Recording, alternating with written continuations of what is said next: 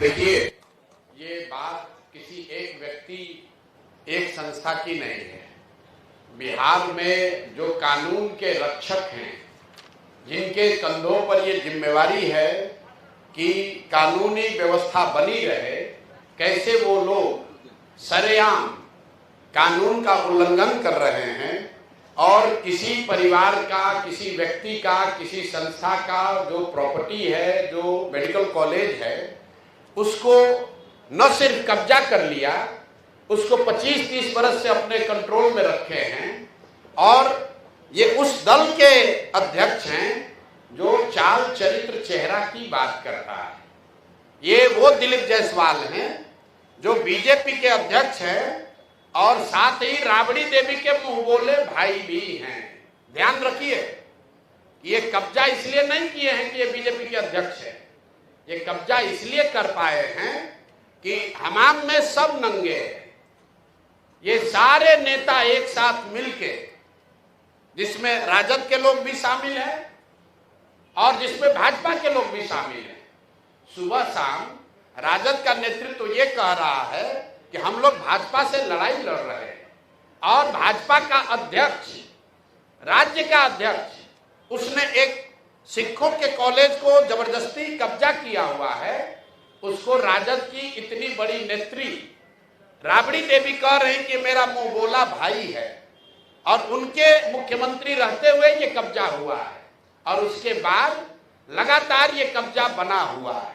तो ये दिखाता है कि भाजपा, राजद, जदयू, ये सब when it comes to personal profiteering, व्यक्तिगत लाभ की जहां बात आती है तो ये सब लोग आपस में मिल जाते हैं। आपने सरदार मौलेश्वर सिंह के बच्चों से सुना, लीगल स्थिति आपने सुनी।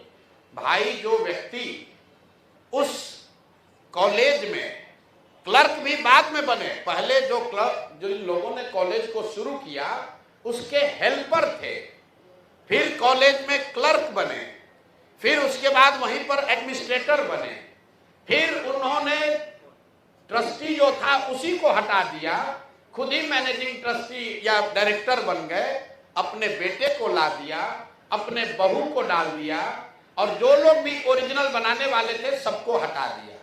उन्होंने जो किया ये तो बहुत गंभीर विषय है, लेकिन आपके हमारे लिए गंभीर विषय ये है कि बिहार में 25 साल से ये चीज चल रहा है, आज तक न किसी ने आवाज उठाई, न उन पर कोई कार्रवाई हुई, न उस आदमी को कोई डर है, बल्कि वो आदमी क्लर्क से बढ़ते बढ़ते अब भाजपा का यहाँ का अध्यक्ष बन गया है। ये कैसे संभव है? ऐसा नहीं है कि बीच में मामला उठा नहीं है। एक व्यक्ति राजेश शाह की इसमें संदिग्ध हत्या भी हुई है, उस पर केस भी हुआ है। उस परिवार के लोग मुख्यमंत्री के दरबार में नीतीश कुमार से आकर मिले हैं, नीतीश कुमार ने आज उस पर जांच की बात कही है और जिस एसपी ने साहब को, ये दिलीप जायसवाल को क्लीन चिट दिया है, अपेरेंटली उन्हीं की पत्नी के बारे में कहा जा रहा है कि उसको मेडिकल कॉलेज में एडमिशन देके उनको MBBS कराया गया है। तो ये जो पूरा मॉडल है कि इस कॉलेज का इस्तेमाल राजनीतिक लाभ और पैट्रोनेज के लिए खुलेआम 25 साल से किया जा रहा है।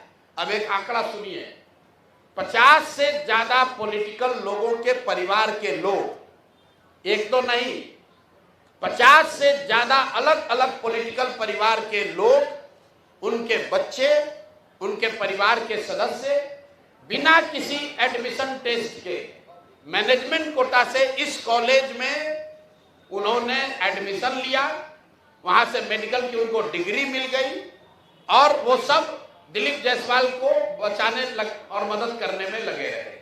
जब भी पिछले 25 वर्ष में दिलीप जायसवाल को कोई परेशानी हुई, जिससे भी परेशानी हुई, उस व्यक्ति को, वो चाहे राजनीतिक नेता था या पत्रकार था, पुलिस वाला था, जुडिशरी का था, या तो उसको पैसे और बल से दबाया गया, अगर नहीं हुआ तो उसके परिवार में किसी आदमी को मेडिकल में सीट देकर इस आदमी ने मैनेज किया। और इतनी बड़ी बात 25-30 साल से लगातार चल रही है और किसी की हिम्मत नहीं है कि दिलीप जायसवाल पर सवाल उठाए। तो जन सुराज ने तय किया है कि हम लोग इस मामले को न सिर्फ उठाएंगे बल्कि इसको समाज में जनता के बीच रखेंगे। जैसा गिरी जी ने बताया, इसकी लीगल लड़ाई लड़ेंगे। आरजेडी वाले बताएं कि उन्होंने अभी तक इस पर क्या कार्रवाई की है। 25 साल से भाजपा से लड़ने का दावा करने वाले राजद वाले लोग, ये मुसलमानों के रहनुमा बनने वाले लोग, माइनॉरिटी वंचित की बात करने वाले लोग, तुम्हारे राज में सिखों के कॉलेज पर कब्जा हो गया, उसको तुमने मुंह बोला भाई बना लिया, उस पर आज तक टीका टिप्पणी क्यों नहीं की? आपको बता देते हैं क्यों नहीं की कि लालू जी के जो 2 साले थे, जरा जाकर पता कीजिए कि उन दोनों सालों के परिवार के कितने लोग इसी मेडिकल कॉलेज से गलत तरीके से डिग्री लेकर डॉक्टर बने हैं। नाम हम नहीं बता रहे हैं, आप लोग खोज लीजिए, वो अभी जवाब देंगे तो उनको नाम भी जारी करेंगे कि लालू जी के परिवार के कितने लोग उस मेडिकल कॉलेज से डिग्री लेकर निकले। तो मेरे भाई, ये मिली भगत है, सब आपस में मिले हुए हैं और वहां पर एक कॉलेज को कब्जा किया। जिसने आवाज दी उसको या तो मैनेज किया या उसको मार दिया, उसको दबा दिया। करतार सिंह जी जो वहां मैनेजिंग ट्रस्टी थे, उनको केस में फंसाया, जेल में उनको उनके साथ मारपीट की गई, उनको इतना टॉर्चर किया कि करतार सिंह जी किशनगंज छोड़कर भाग गए। जब वो किशनगंज छोड़कर भाग गए, उसके बाद जाकर उनके साथ दबाव में समझौता करके केस विड्रॉ कराया है। तो भाई, ये बात पब्लिक डोमेन में आनी चाहिए, भाजपा का भी, उसके साथ जदयू का भी।